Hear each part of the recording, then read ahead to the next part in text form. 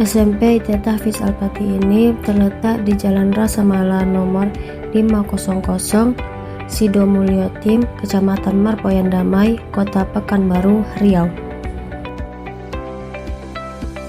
Assalamualaikum warahmatullahi wabarakatuh. Kami mahasiswa dari Manajemen Pendidikan Islam dengan mata kuliah Entrepreneurship dengan dosen pengampu Bapak FPD ITDE. Ini kami membuat video untuk tugas akhir kita. Saksikan video kami. Dadah. Jadi kita bisnis ya. Jadi entrepreneur kita itu ada beberapa aplikasi. Satu, ada materi bisnis yang diajarkan oleh praktisi bisnis. Setiap jenjang SMP itu ke 1, 2, dan 3 terdapat materi entrepreneur. Siapa gurunya Ustadz? Siapa saja yang mereka praktisi bisnis, bukan pelaku bisnis, bukan teoritis ya, bukan dosen bisnis, bukan, tapi adalah pelaku bisnis. Bisa jadi kami datangkan pengusahanya ke sini, percetakan, kita datangkan bursa efek ke sini, kita datangkan perusahaan sekuritas ke sini untuk saham, kita datangkan pengembang ke sini, developer, untuk memberikan inspirasi kepada anak. Yang kedua, ada namanya praktikum bisnis. Kami menyebut kegiatannya namanya Hafizpreneur Day namanya di sini. Jadi setiap Jumat mereka akan dibagi kelompoknya rutin, sehingga mereka akan mengcoach rencana mereka sendiri untuk jualan. Pengembangannya bisa online, bisa macam-macam. Kemudian yang ketiga ada namanya inspirasi bisnis. Inspirasi bisnis ada dua nih, satu dalam kota, dua luar negeri. Jadi SMP Al-Fatih itu ada setiap semester itu keliling ke UMKM, nanti lihat aja di medsosnya, bisa lihat tuh, ada cari nanti medsos Al-Fatih, cek kemana saja anak kami sudah pernah. Hampir UMKM yang ada di Pekanbaru ini hampir sudah kami kunjungi. Ini mereka belajar. Sebut apa yang kalian tahu? Tempat makanan yang banyak oleh-oleh, misalnya sini apa? Piera itu udah berapa kali nggak hitung lah. Mana lagi? Napoleon, rumah jamur, rote, apalagi peternakan ikan, budidaya ternak, ayam kampung, dan semua toko-toko parfum, toko gamis, pokoknya UMKM yang berkembang. Bagian dari bisnis itu akan dikunjungi oleh anak-anak ini, bagian dari mencari inspirasi bisnis. Kemudian luar negeri, jadi kami tiap tahun itu di kelas 8 anak-anak itu akan keluar negeri seminggu biasanya. Itu adalah mencari sentral-sentral bisnis yang bisa mereka ambil lah ilmunya. Nah, kalau di Malaysia itu sering tuh Berils, tahu Berils? Coklat Berils.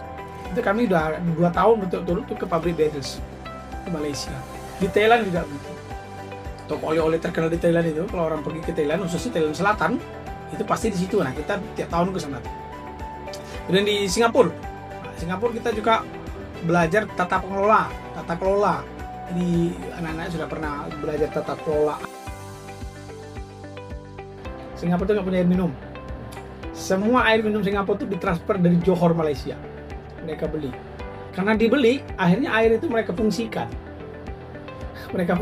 Jadi air cuci mereka bisa mereka pakai lagi untuk cuci. Jadi ada alat yang sudah mereka siapkan, sebuah konsorsium besar, sehingga air itu tidak hilang mubazir begitu saja. Bahkan normalnya air jamban saja itu bisa didaur ulang lagi di Singapura. Jadi Singapura itu nggak punya air bersih, nggak punya, mereka disuplai dari Johor. Gitu. Nah, akhirnya mereka apa? Mereka kelola air laut dan air hujan. Nah, jadi kami, kalau antum pernah naik ke Singapura, nanti ada kawasan Marina Bay Sands atau Marlian Park itu adalah kawasan reservoir air itu. Nah, itu anak-anak udah ke sana. Itu bagian dari inspirasi bisnis yang sedikit. Nah, itu secara umum ya saya kasih tahu. Dan ada ujiannya, ada materinya, ada ujiannya. Setiap semester mereka dapat ujian bisnis. Di rapornya ada materi bisnis. Nanti bisa lihat tuh ada penilaian khusus bisnis di rapor mereka setiap semester. Gitu. Dan kalau nanti antum mau ikut, ikutlah nanti di hari Jumat pada kuliah bisnis lantai 6. Kemudian ada nanti mereka praktikum rutin market day di sini setiap hari Jumat. Itu antum bisa ikut. Kalau antum mau jualan boleh ikut jualan sih. Oke, ini mau apa tuh? Berarti di sini kalau praktek-praktek itu dipelajari gitu.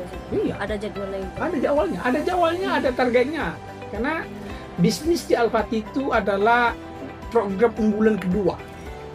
Jadi Al-Fatih itu punya program unggulan itu 4. Unggulan utama ya, 1 Quran. Anak kami 2 tahun bisa selesai 30 juz. Kemudian kedua tuh bisnis.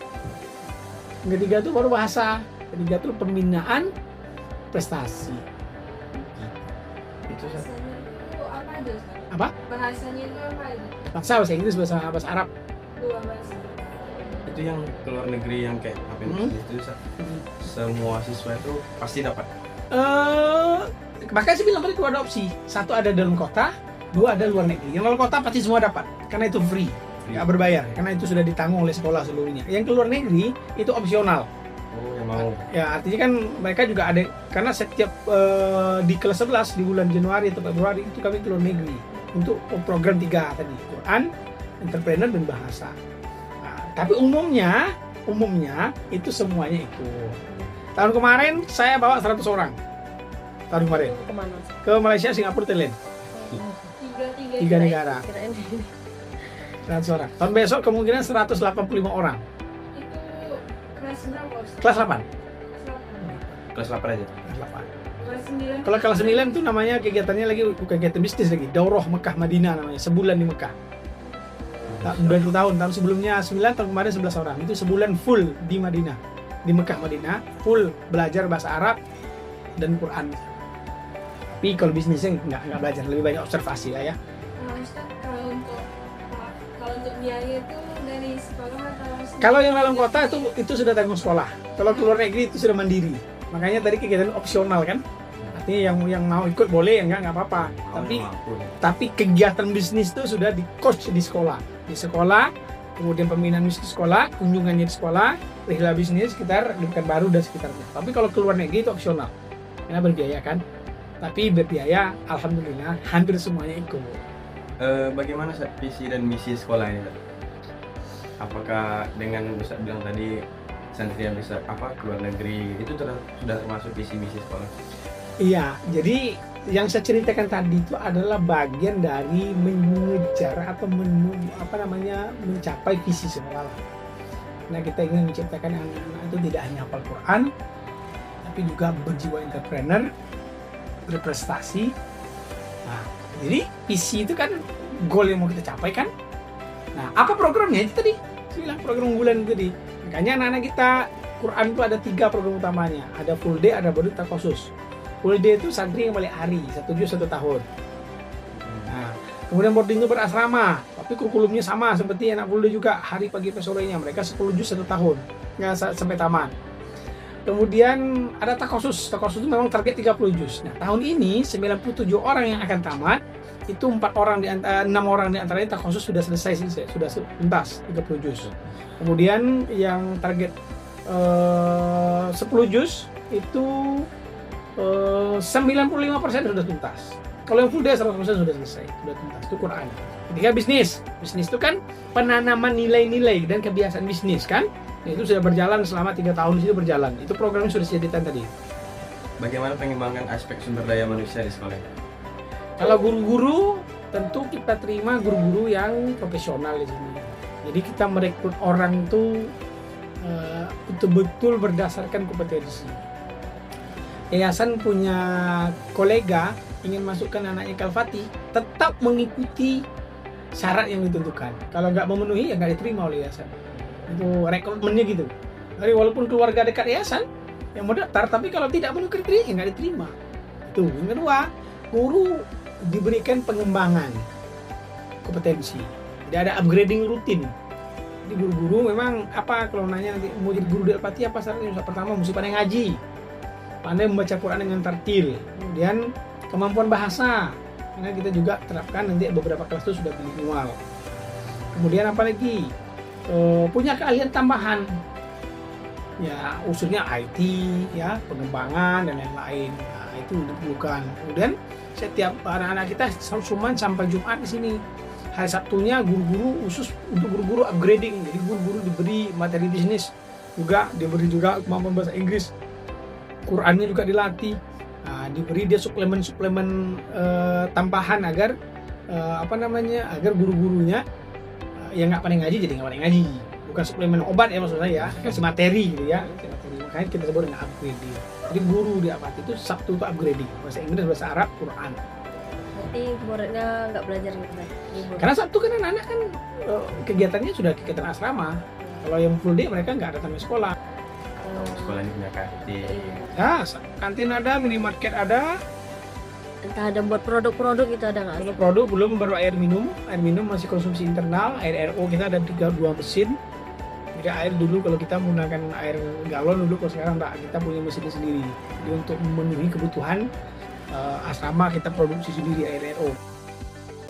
Adapun visi dan misi sekolah ini, visinya adalah terwujudnya layanan pendidikan yang unggul dalam menyiapkan generasi yang berakhlak mulia, cerdas, kompetitif, entrepreneurship, dan cinta Al-Quran. Misinya 8. Yang pertama ada menyelenggarakan pendidikan yang berbasis penguatan akhlak mulia dengan model integrasi nilai Al-Quran dalam pembelajaran. Yang kedua ada menyelenggarakan pendidikan menengah tingkat pertama berdasarkan Islam yang memadukan aspek pembentukan kepribadian Islam, dasar-dasar penguasaan Saqafah Islam dan sains teknologi dalam suasana budaya pendidikan yang religius serta didukung oleh peran orang tua dan masyarakat.